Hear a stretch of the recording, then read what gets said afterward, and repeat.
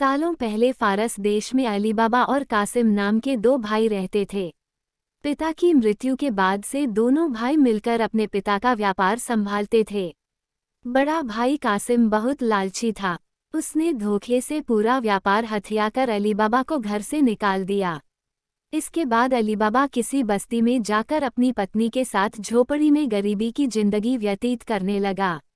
वह रोजाना जंगल जाकर लकड़ियां काटकर लाता और बाजार में उन्हें बेचकर जैसे कैसे घर का गुजारा चलाता था। एक दिन अली बाबा ने जंगल में लकड़ी काटते समय 40 घुड़सवार को वहां आते हुए देखा।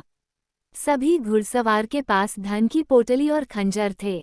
यह देखकर वह समझ गया था कि ये सभी चोर हैं।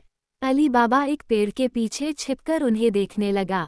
तभी सभी घुड़सवार एक पहाड़ के पास जाकर खड़े हो गए। तभी चोरों के सरदार ने पहाड़ी के सामने खड़े होकर बोला, खुल जा सिम सिम। इसके बाद पहाड़ में से एक गुफा का दरवाजा खुला।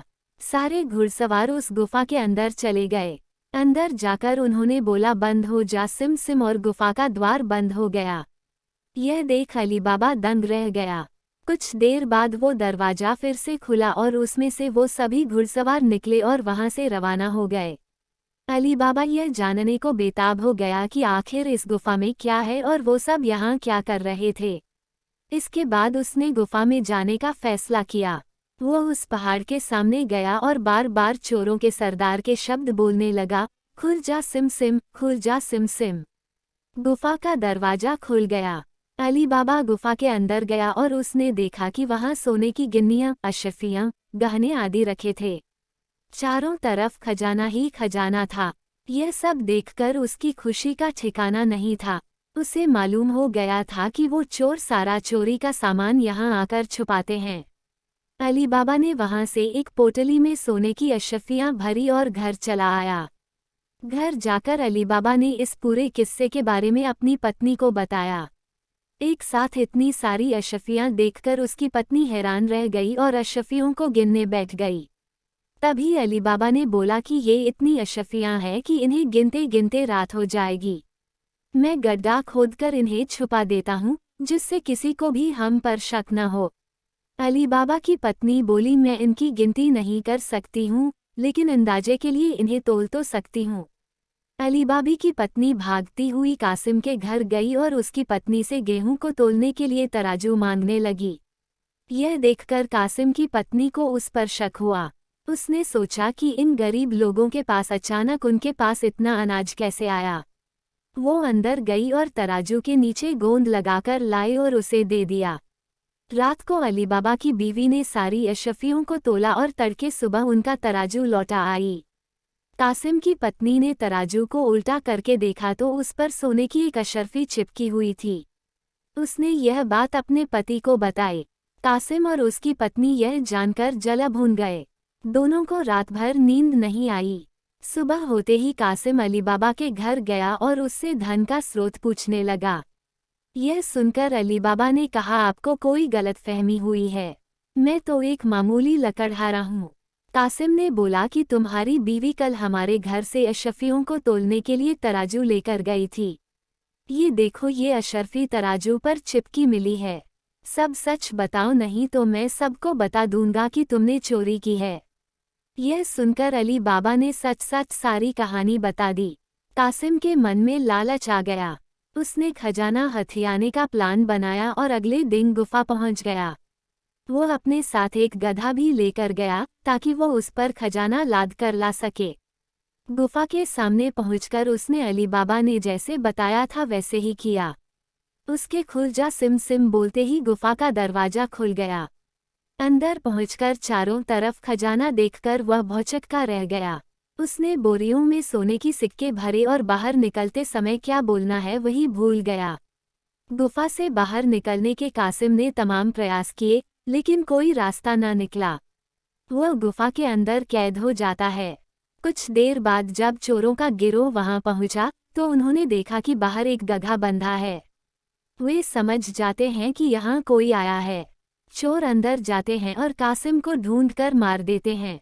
इधर जब कासिम घर नहीं पहुंचता तो उसकी पत्नी परेशान हो जाती है और अली बाबा के घर जाकर बड़े भाई को ढूंढकर लाने के लिए बोलती है। अली बाबा ढूंढता हुआ गुफा के पास पहुंचा तो वहां उसने भाई के गधे को घास चरते हुए देखा। वो समझ जाता है कि कासिम अंदर गया था और चोरों ने उसे पकड़ लिया है। अली बाबा जब गुफा के अंदर गया तो उसे कासिम की लाश मिली। अली बाबा लाश को घर लाता है और बिना किसी को बताए प्राकृतिक मौत घोषित करके उसका अंतिम संस्कार कर देता है। कासिम की पत्नी के कहने पर अली बाबा और उसकी पत्नी कासिम का व्यापार संभालने लगते हैं और उसके साथ रहने लगते हैं। वहीं जब चोर गुफा में आते हैं और कासिम की लाश नहीं देखते तो समझ जाते हैं कि खजाने का राज किसी और को भी पता है। वह गांव में जाकर पता लगाते हैं कि कुछ दिनों में किसके घर में मौत हुई है। चोरों को अली बाबा का घर मिल जाता है। चोर ने उसके घर के बाहर क्रॉस का निशान लगा दिया, जिससे रात के समय उन्हें उसका घर समझने में आसानी हो। वहीं अली बाबा ने जब अपने घर के बाहर क्रॉस का निशान देखा तो वह समझ गया कि चोरों ने घर का पता लगा लिया है। उसने वैसा ही निशान सबके घर के बाहर लगा दिया। रात में जब चोर आए तो सबके घर पर वैसा निशान बना देखकर दुविधा में पड़ गए और वापस चले गए। चोरों का सरदार चुप चुप बैठने वालों में से नहीं था। उसने उस मोहल्ले में अपने आदमी को भेजकर यह पता लगवाया कि हाल फिलहाल में कौन शख्स वहां अमीर हुआ है। इससे उसे अली बाबा के बारे में पता चला। उसने उसका घर अच्छे से पहचाना और रात के समय में तेल व्यापारी बनकर उसके घर पहुंचा। वो अपने साथ तेल के 40 पीपों को लेकर गया, जिसमें 39 में चोर और एक पीपा में तेल था। उसने सोचा कि रात में जब सब सो जाएंगे तो वो सब मिलकर अली बाबा को मार देंगे। उसने अली बाबा से दोस्ती की और रात को उसके घर पर ठहरने की इजाज़त मांगी। अली बाबा ने उसको खाना खिलाया और रात को रुकने की इजाज़त दे दी। अली बाबा की पत्नी को तेल के व्यापारी पर शक हुआ। उसने सारे पीपों को खटखटा कर देखा और वो समझ गई कि एक पीपा में तेल है और बाकी में आदमी है। उसने तभी एक तरकीब निकाली। उसने तेल वाले पीपे से तेल निकाला और गर्म कर बाकी पीपों में डाल दिया। सारे चोरों की मौत हो गई। रात में जब सरदार ने चोरों को निकलने का इशारा किया तो एक भी चोर बाहर नहीं निकला। उसने पीपों को खोलकर देखा तो सभी चोर मर चुके थे। यह देखकर वह इतना डर गया कि अपनी जान को बचाने के लिए वह तुरंत वहां से भाग गया। सुबह अली बाबा की पत्नी ने ये सारी बात अली बाबा को बताई, जिसे जानकर वह बहुत खुश हुआ। अब उन 40 चोरों के सारे खजाने का अकेला मालिक अली बाबा था। वह देश का सबसे अमीर शख्स बन गया था और खुशी खुशी अपनी बीवी बच्चों के साथ रहने लगा। कहानी से सीख: लालच मनुष्य का दुश्मन है। लालच करने से सब काम खराब हो जाते हैं, इसलिए कभी भी लालच नहीं करना चाहिए।